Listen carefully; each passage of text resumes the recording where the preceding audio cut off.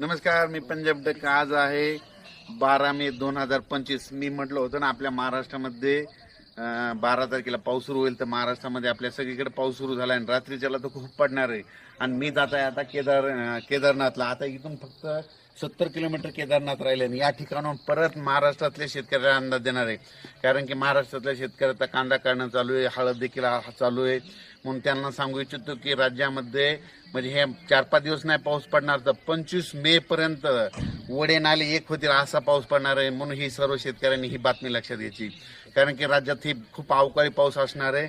ऊसावाल्यासाठी खूप आनंदाची बातमी, ज्यांना पाणी कमी पडते त्यांच्यासाठी आनंदाची बातमी, आणि जे मुके जनावर आहेत त्यांच्यासाठी खूप आनंदाची बातमी. कारण की हा पाऊस मध्ये खूप चांगला पडणार आहे. बीड जिल्हा, सोलापूर जिल्हा, लातूर जिल्हा, परभणी जिल्हा, जालना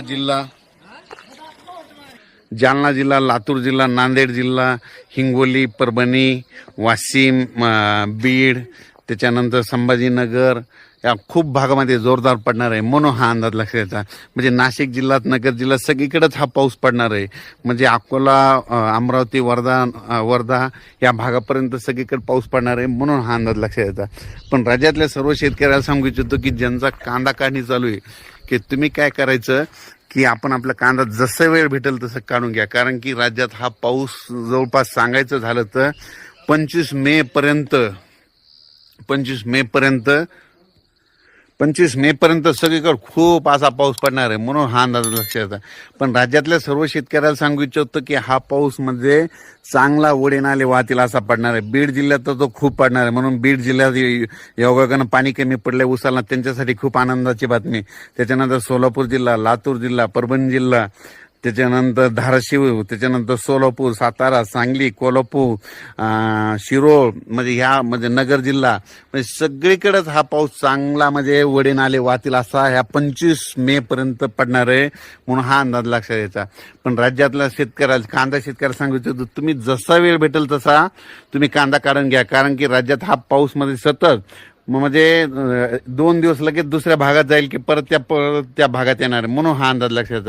आणि हे अंदाज मी देत आहे.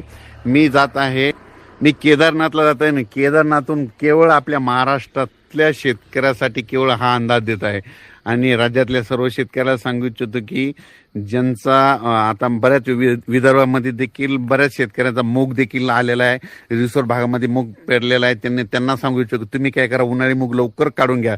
म्हणजे ह्या 1-2 दिवसात जशी वेळ भेटेल तसं काढून घ्या. कारण की राज्यामध्ये खूप असा म्हणजे मान्सून पूर्व पाऊस पडणार आहे. म्हणून हा अंदाज लक्षात द्यायचा. परत राज्यातल्या सर्व शेतकऱ्याला सांगतो की हा पाऊस सांगायचं झालं तर म्हणजे हे 2-3 दिवस नाही चालणार, तर कम्प्लीट 12 मे पासून ते 25 मे पर्यंत दररोज 2-2 दिवस भाग बदलत सगळीकडे पडणार. परत जिल्ह्याचे नाव सांगतो: नांदेड जिल्हा, लातूर जिल्हा, त्याच्यानंतर यवतमाळ, त्याच्यानंतर हिंगोली, वाशिम, अकोला, बुलढाणा, त्याच्यानंतर जालना जिल्हा, जळगाव जिल्हा, धुळे, नंदुरबार, उत्तर महाराष्ट्र, नाशिक, नगर जिल्हा. म्हणजे सांगायचं झालं तर हा पाऊस जवळपास बीड, लातूर, धाराशिव, सातारा, सांगली, कोल्हापूर, नगर सगळीकडेच पडणार आहे. कोकणात देखील खूप पडणार आहे. म्हणून हा अंदाज लक्षात द्यायचा. कारण की हा पाऊस म्हणजे आतापर्यंत मे मध्ये इतका मान्सून पूर्व कधीच पाऊस पडत नाही. पण यावर्षी मे मध्ये जे मान्सून पूर्व पाऊस पडणार आहे याच्यामध्ये वडे नाले वाहणार आहेत. म्हणून हा अंदाज लक्षात द्यायचा. अचानक वातावरणात बदल झाला तर उद्या एक लगेच मेसेज देणार.